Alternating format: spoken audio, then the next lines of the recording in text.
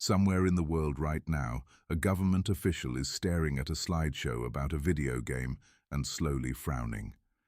And in that exact same country, a 9-year-old is about to have the worst afternoon of their entire life, because let us say it actually happens, not a rumor, not a headline your aunt shared with 4 crying, laughing emojis, an actual, official, nationwide ban. You come home, you drop your bag, you tap the icon, and nothing happens. Infinite loading. That little spinning circle that has quietly become the universal symbol of despair for an entire generation. So what happens next? Not the boring policy version, the real version. What happens to the kids, to the parents, to the teenagers who were quietly earning actual money building games in their bedrooms, and to the astonishingly well-organized black market that appears roughly 45 minutes after any ban in human history? Stick around, because by the end of this video, I am going to show you why bans like this almost never do what governments think they will do, and why the country that bans this game might accidentally raise the most technically skilled generation of children on Earth. Let us begin. Hour 1. The denial phase. Nobody believes it yet. The first thing every single child does is not check the news. It is blame the Wi-Fi. Millions of routers across the country are about to be unplugged, counted to 10, and plugged back in by small determined hands. When that fails, the router gets moved to a different shelf, as if altitude is the problem. Then the child tries the ancient ritual of turning the device off and on again. And then, and only then, does the truth arrive, usually through a group chat, in the form of a screenshot of a news article that nobody has actually read past the headline. And the reaction is instant and dramatic. This is not treated as a policy change. This is treated as a natural disaster. Somewhere, a child is lying face down on a carpet, explaining to a parent that their entire life is over, and the parent, who has heard this exact sentence about a broccoli, is not moving quickly. Hour 2 is where it gets interesting, because this is when the smartest kid in the class enters the story. Every school, in every country, has one. The kid who knows things. The kid who fixed the smartboard when the teacher could not. And this kid has just discovered 3 magic letters, VPN. Now, a virtual private network is genuinely just a tool that routes your internet through another country. Adults use them for work every single day, but in the hands of a determined 11-year-old who has been separated from their friends, it becomes something closer to a superpower. And here is the thing nobody in that government meeting considered. Kids share. Immediately. Aggressively. Within about 72 hours, the knowledge of how to get around the ban will be common playground property, passed along in whispers and screenshots like a secret recipe. The country has not stopped the game. The country has accidentally launched the largest unpaid networking course in its own history. By the end of week 1, we hit my favorite stage, the economy. Because here is what happens when you make something unavailable, but leave the demand completely untouched. You do not remove the market. You just move it somewhere you cannot see it. Suddenly the currency of the playground shifts. Kids with working access become extremely popular. Accounts get shared. Somebody's older cousin becomes a local legend. Digital currency gets traded for physical snacks, which I would like to point out is technically the invention of a commodity exchange by children. And in the absence of a normal app store, everything moves to sketchy websites with 11 pop-up ads and a download button that lies to you. Which, and I want to be very clear about this, is genuinely the worst possible outcome for child safety. The safety concerns that started this whole thing do not disappear. They just relocate to a place with no moderation team, no reporting button, and no parental controls whatsoever. Hold on to that thought, because it comes back at the end, and it is the single most important idea in this video. Now let us talk about the group nobody thinks about, because a platform like this is not just a game, it is a job. There are teenagers, actual teenagers, who have built games inside it that make real money. The platform pays out enormous sums to its creator community every year, And a small number of those creators are earning genuinely life-changing amounts. But most are not millionaires. Most are just a 17-year-old who built something clever and who now covers their own phone bill or helps with the groceries or is quietly saving for university. And a ban does not care about any of that. In a single announcement, that income becomes zero, not reduced, zero. And here is the cruel part. Their players are in other countries, still playing, still spending, but the creator can no longer reach them, update the game, or collect the money.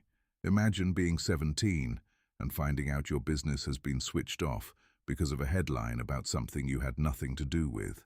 That is the part that never makes the news. Meanwhile, in living rooms across the nation, something genuinely unexpected is happening to the parents, because the parents were the ones complaining. The parents wanted this. And then the ban actually lands, and roughly 4 days in, a horrifying realization arrives. The child is now in the living room, all the time, talking, asking questions, being bored, loudly, in a way that requires active parental participation. There is a very old and very quiet truth in modern parenting, which is that a screen is sometimes the only reason dinner gets cooked. And a surprising number of the adults who signed that petition are, by week 2, Googling how to install a VPN with the guilty energy of somebody hiding a chocolate bar in a kitchen cupboard. This is not a joke about lazy parents.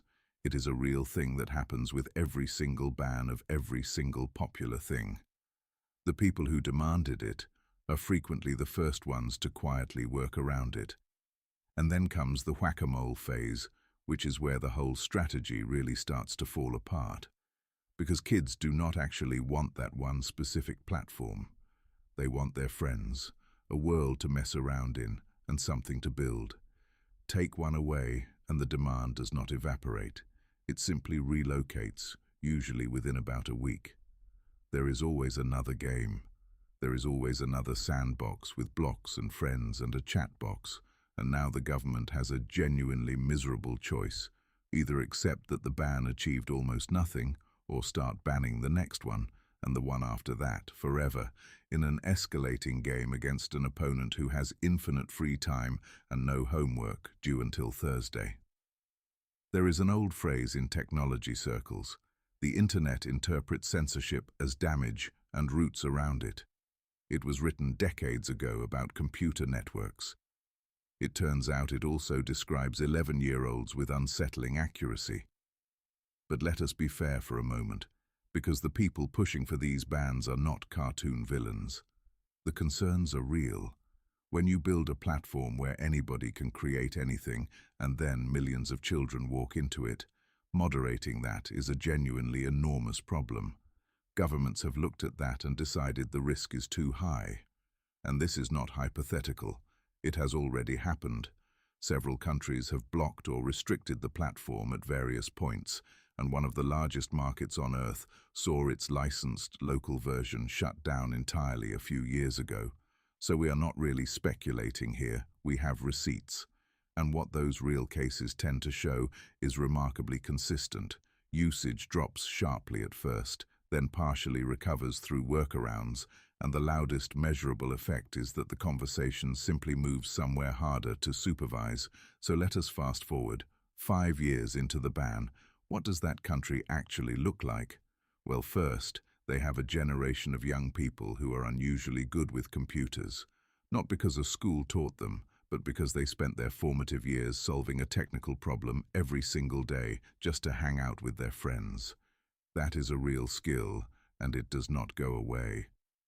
Second, the local game development scene either explodes or dies, and which one happens depends entirely on whether anybody bothered to build a legal alternative.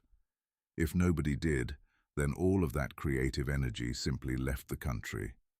Third, and this is the strange one, the platform becomes cooler. Nothing in human history has ever been made less appealing to a teenager by an adult officially forbidding it. You have not removed the thing. You have handed it a mystique that it absolutely did not earn on its own. And now the twist, the thing I have been building to this entire time. The honest answer is that a ban is not a solution, it is a mute button. The concerns that motivated it, whether that is who children talk to online, or how much money they spend, or how many hours quietly vanish into a screen, none of those are actually about one particular game. Ban it tomorrow and every single one of those questions is still sitting there, unanswered, waiting for you inside whatever kids open next. The things that genuinely move the needle are unglamorous and require sustained effort.